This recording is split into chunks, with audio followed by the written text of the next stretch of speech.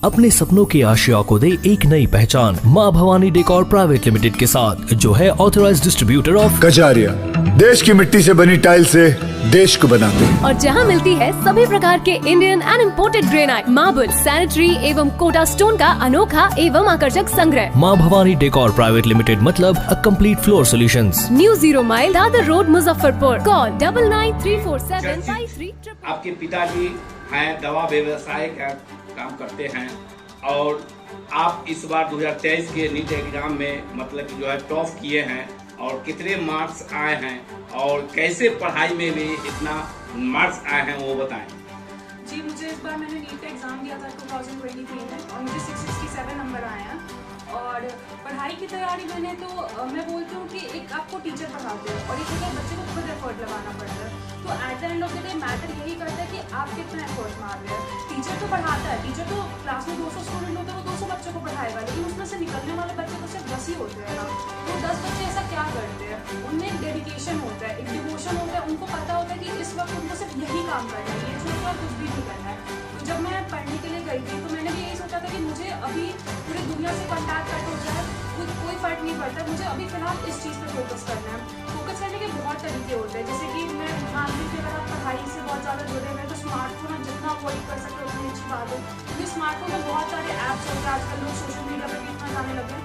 मुझे लगता है सोशल मीडिया कहीं ना कहीं बहुत ज़्यादा हैंडल करता है आपके पास को, अपनी पढ़ाई को, सब कुछ को। तो उससे आप जितना दूर रह सके। पर्सनली मैं जब गई थी बाहर पढ़ने के लिए तो मैंने अपने पास कीपैड वाला फ़ोन रखा हुआ था। बहुत लोगों ने बोला कि सोशल मीडिया से हेल्प होती है, तो वो हेल्प आप अपने फ्रेंड्स के फ़ोन से ले सकते हैं या कहीं से अरेंज कर सकते हैं। मतलब मुझे लगता है कि अगर आप सोशल मीडिया क्विट नहीं कर सकते हैं, मतलब जैसे कि शायद मैं क्विट नहीं कर पाती, तो मैंने अपने पास वो फ़ोन ही नहीं रखा, मैंने अपने पास वो ऑप्शन ही नहीं रखा जिसके थ्रू मैं उसको एक्सेस करता हूँ। किस स्कूल से पढ़ाई किए थे वो बताएं। जी, मैंने स्टैंडर्ड 8 तक की पढ़ाई यहाँ ट्राइडेंट कैलिक से की है। 9-10 की अपना यही बिहार मुजफ्फरपुर से कंप्लीट किया था ट्राइडेंट कैलिक से। उसके बाद फर्दर 11th और 12th की स्टडीज़ मैंने दिल्ली से की है, गगन भारती पब्लिक स्कूल से। और वो मैंने उसी टाइम पे मैं कोचिंग ले रही थी, ऑनलाइन क्लासेस भी की है मैंने, उसके थ्रू मैंने अपनी प्रिपरेशन की है नीट की। तो ये तैयारी कितने दिन तक किए हैं वो बताएं। जी, ये तैयारी जैसे 12th का दिया था मैंने, उस टाइम पे कोरोना आ गया था, तो कोरोना की वजह से काफी लैप्स हो गया मेरी पढ़ाई में। मुझे घर वापस आना पड़ा उस टाइम पे जहाँ पे मैं पढ़ रही थी, कंप्लीट नहीं हो पाया मेरा कोर्स। 2 साल मैं घर पे भी थी और घर पे टू बी वेरी ऑनेस्ट मैं उतना एफर्ट नहीं मार पा रही थी जितना मुझे देना चाहिए था अपनी स्टडीज को लेकर के। और वो एफर्ट्स निकल के नहीं आ पा रहे थे कोरोना में, क्योंकि एक गाइडेंस नहीं मिल पा रही थी प्रॉपर, या फिर एक प्रॉपर स्टडी शेड्यूल नहीं बन पा रहा था। एग्जाम्स ऑफलाइन आप नहीं दे पा रहे थे। अगर even if you perform good in exams तो आपको ऐसा लगता था कि वो मार्क्स आपके खुद के स्कोर किए हुए हैं या कहीं और के स्कोर किए हुए हैं। लेकिन फिर ऐसा हुआ कि मेरे को बोला, मतलब मैंने अपने पापा को बोला कि मुझे 1 साल और ट्राई करना और मैं घर पे नहीं रहना चाहती, मुझे एकदम ऐसा इन्वायरमेंट चाहिए जहाँ पे मेरा कमरा बंद हो जाए तो मुझे आवाज किया। मैंने कोटा जाके स्टडी किया उधर और फिर इस साल रिजल्ट्स काफी अच्छे निकल के आए। तो इस बार जो रिजल्ट निकला, नीट का एग्जाम निकला, तो क्या महसूस किए, मतलब कि जो है पढ़ाई के प्रति मतलब क्या महसूस किए? बहुत अच्छा लगा, बहुत ही ज्यादा अच्छा लगा। मतलब शायद मैं वर्ड्स में भी नहीं बता पाऊंगी। जब मैं नीट का एग्जाम दे के आई थी मैं एक्सपेक्ट नहीं किया था कि मेरा मार्क्स 667 आ जाएगा। मतलब मेरे लिए, मैंने बिल्कुल, मैं झूठ नहीं बोलूंगी, मैंने 600 to 650 एक्सपेक्ट किया था, उससे ज्यादा तो मैंने सोचा ही नहीं था मुझे आएंगे।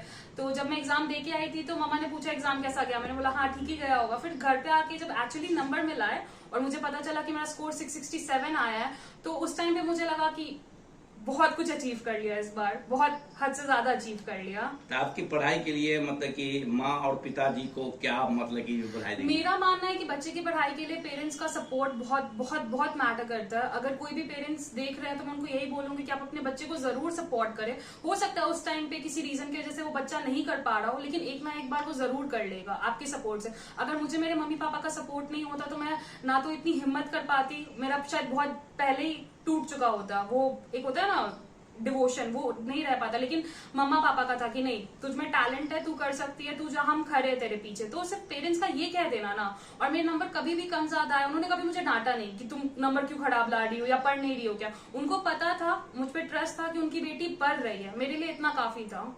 तो डेली मतलब कि कई घंटा मतलब कि होमवर्क करते थे? जैसे कि हमारा 8 घंटा तो क्लासेस ही चलते थे, उसके आने के बाद टाइम बहुत कम बचता था, तो मेरा रेगुलर रूटीन था कि एक दिन में मुझे 6 घंटा पढ़ना है, बस उससे ज्यादा कभी नहीं। मतलब अगर क्लासेस चल रहे और क्लासेस ऑफ है संडे वगैरह के टाइम पे, तो मैंने कभी बहुत हार्श स्टडी शेड्यूल नहीं बनाया कि मुझे एक दिन में 16-16 घंटे पढ़ने हैं, मैंने ऐसा कभी नहीं किया।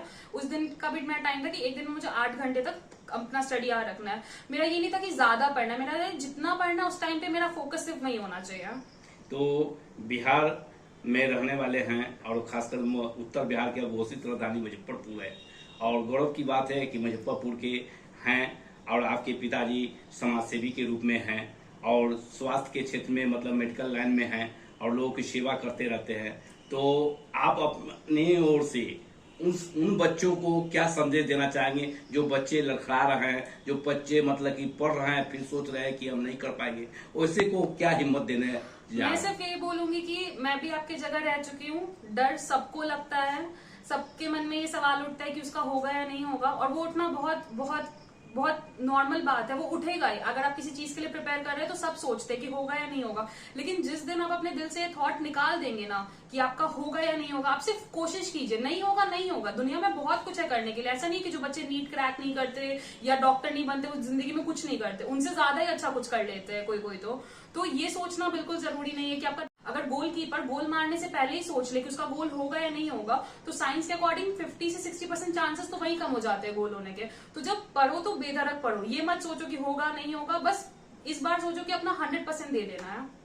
उन गार्जियन से क्या अपील करना चाहेंगे जो चाहते हैं कि हमारे बच्चे पढ़ रहे हैं, लड़खा रहे हैं, सोचते हैं कि फिर इसमें पैसा लगाएंगे, खर्च पढ़ाई में तो खर्च बढ़ती है तो खर्चे, तो ऐसे गार्जियन से क्या अपील करना चाहेंगे जो बच्चे पर मतलब कि पूरा मतलब कि योगदान दे, लोग की मतलब कि जो है से अंडित में निकाले उस बच्चे को, उससे क्या गार्जियंस को तो मैं सिर्फ इतना बोलना चाहूंगी कि बच्चों का सबसे बड़ा सपोर्ट गार्जियंस होते हैं। अगर आज गार्जियन उनको सपोर्ट नहीं करेंगे तो बच्चे की हिम्मत सबसे पहले टूटती है। अगर आप बच्चों पे ज्यादा प्रेशर देंगे या उनको बहुत, मैं ये नहीं बोल रही कि प्रेशर देना नहीं चाहिए, ऐसा नहीं कि मेरी माँ ने कभी मुझसे मेरा नंबर नहीं पूछा है, उन्होंने मुझे डांटा नहीं, ठीक है, सब गार्जियंस का हक है डांटना, वो मैं आपसे नहीं छीन रही हूँ। बट मुझे लगता है कि अगर कहीं ना कहीं बच्चा आपका नहीं परफॉर्म कर पा रहा है या अंडर परफॉर्म भी कर रहा है, तो उस टाइम पे आप उसको सपोर्ट कीजिए, आप उसको बोले कि नहीं तुझमें हिम्मत है, तू करके दिखा सकता है।